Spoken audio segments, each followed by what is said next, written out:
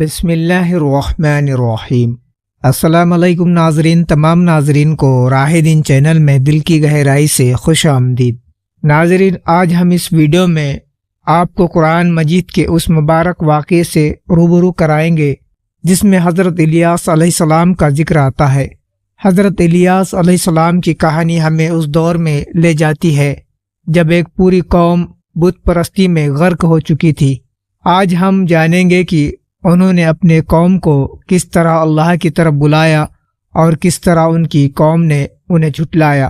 آئیے اس پاک واقعے سے سیکھیں گے اور قرآن جو راستہ بتاتا ہے اس پر چلنے کی کوشش کریں گے۔ ناظرین، آپ سے گزارش ہے کہ ہمارے چینل کو لائک، سبسکرائب اور شیئر کرنا نہ بھولے۔ بڑھتے ہیں آگے۔ قرآن اور حضرت الیاس۔ قرآن میں حضرت الیاس کا ذکر دو جگہ آیا ہے، سورہ الانعام میں اور دوسرا سورہ والصفات میں۔ سورہ انعام میں ان کو صرف نبیوں کی فہرست میں گنا گیا ہے، والصفات میں بعثت نبی بنائے جانے اور قوم کی ہدایت سے متعلق حالات کو مختصر طور پر بیان کیا گیا ہے۔ بعثت کے بارے میں تفسیر لکھنے والوں اور تاریخ کے ماہروں کا خیال ہے کہ وہ شام کے باشندوں کی ہدایت کے لیے بھیجے گئے تھے اور بلبلا کا مشہور شہر ان کی رسالت اور ہدایت کا مرکز تھا۔ حضرت الیاس کی قوم مشہور بت بال کی پرستار توحید سے بیزار شرک میں مبتلا تھی۔ تفسیر کی کتابوں میں نقل کیا گیا ہے کہ بال بت سونے کا تھا، 20 گز کا قد تھا، اس کے 4 منہ تھے اور اس کی خدمتگار 400 خادم مقرر تھے۔ حضرت الیاس کی قوم دوسرے بتوں کے ساتھ خصوصیت سے ان کی پوجا کرتی تھی، چنانچہ اس پہلو سے قرآن میں اس کا ذکر آیا ہے۔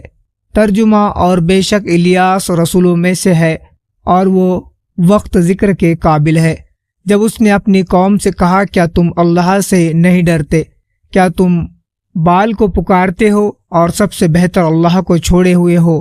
اللہ ہی تمہارا اور تمہارے اگلے باپ داداؤں کا پروردگار ہے۔ پس انہوں نے الیاس کو جھٹلایا تو بے شبہ وہ لائے جائیں گے پکڑے ہوئے، علاوہ ان کے جو چن لیے گئے، اور ہم نے بعد کے لوگوں میں الیاس کا ذکر باقی رکھا۔ الیاس پر سلام ہو، بے شک ہم نیکوں کو اسی طرح بدلہ دیا کرتے ہیں، بے شک وہ ہمارے مومن بندوں میں سے ہے۔ نصیحت: الصفات 123 128۔ حضرت الیاس اور ان کی قوم کا واقعہ اگرچہ قرآن میں بہت تھوڑے میں ذکر کیا گیا ہے، پھر بھی اس سے یہ سبق ملتا ہے کہ یہودی اور بنی اسرائیل کی ذہنیت اتنی زیادہ بگڑی ہوئی تھی۔ دنیا کی کوئی برائی ایسی نہیں تھی جس کو کرنے کا ان کے بھیتر لوبھ نہ پایا جاتا، کئی خوبی ایسی نہ تھی جس کے یہ دلدار ہو۔ نبیوں اور رسولوں کے ایک لمبے اور لگاتار سلسلے کے باوجود بت پرستی، عناصر پرستی، تارہ پرستی، غرض غیر اللہ کی پرستش کا کوئی شعبہ ایسا نہ تھا جس کے پرستار یہ نہ بنے ہو۔ پر قرآن مجید میں بنی اسرائیل سے متعلق ان واقعوں میں جہاں ان کی بدبختی اور ٹیڑھے پن پر روشنی پڑتی ہے، وہیں ہمیں یہ نصیحت بھی ملتی ہے کہ اب جب کہ نبیوں اور رسولوں کا سلسلہ ختم ہو چکا ہے اور آخری نبی کے آ جانے اور قرآن کے آخری پیغام اس سلسلے کو ختم کر دیا ہے، تو ہمارے لیے بالکل ضروری ہے کہ بنی اسرائیل کی بگڑی فطرت اور تباہ ذہنیت سے خلاف اللہ کے حکم کو مضبوطی سے پکڑے اور ان میں ٹیڑھ اور بگاڑ سے کام لے کر ان کے خلاف چلنے کی ضرورت نہ کرے۔ گویا ہمارا طریقہ سپرد و تسلیم ہو، انکار اور راستے سے ہٹنا نہ ہو کہ اسلام کے صرف یہی معنی ہے۔ حضرت الیسا نبی بنائے جانا۔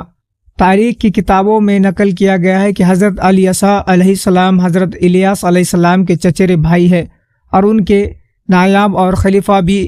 وہ عمر کی شروعات سے ہی حضرت الیاس علیہ السلام کے ساتھ رہتے تھے اور ان کے انتقال کے بعد اللہ نے بنی اسرائیل کی رہنمائی کے لیے حضرت الیسا کو نبی بنایا اور انہوں نے حضرت الیاس علیہ السلام ہی کے طریقے پر بنی اسرائیل کی رہنمائی کی۔